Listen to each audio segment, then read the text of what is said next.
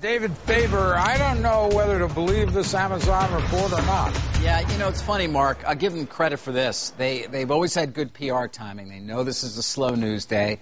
I always am here for some reason. I guess I just don't get smart about putting in for my vacation time like you always do, I know. And so I can remember doing this year after year after year because, frankly, there aren't that many other news items to talk about. But you're right. You have to put this in some perspective. That being said, listen, let's take a look. Amazon, of course. Man, Mark, we can remember when we were talking about this thing back in the mid-'90s, mid to late 90s. There's a look at the 10 years and what a 10 years it's been for Amazon.com. Of course, one of the nation's largest retailers and one of the key survivors from the dot-com bubble. No doubt about that. As for what they're putting out this morning, I pity the poor PR guy who's got to sit around all weekend figuring out how many things add up to 131 Mini Coopers. But here it is. They shipped to over 210 countries, 6.3 million items ordered worldwide on the peak day. That was the 15th of December. That's, let's call it 73 items per second. Now, by the way, I went back and looked at last year.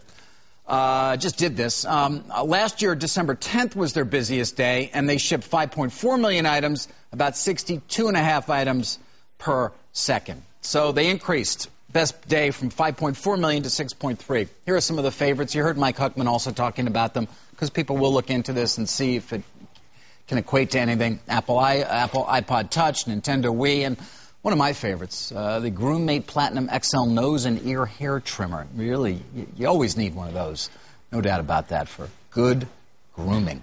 As for Amazon itself, sports and market cap, let's call it about $23 billion.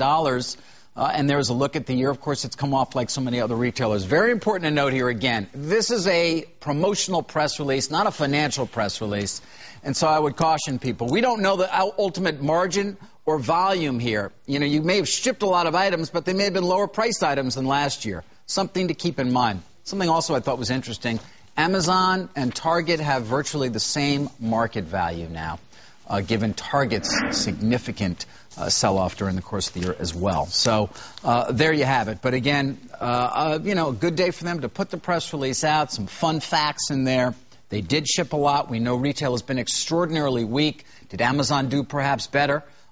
Maybe, although with gas prices down, one would assume that was not hampering people from going to the mall. It was a lot of other important things. So we'll see when we get the actual financial numbers as to what the revenues look like based on all those items they shipped. Were they all at lower price points or some? What was the mix? What was the average ticket price?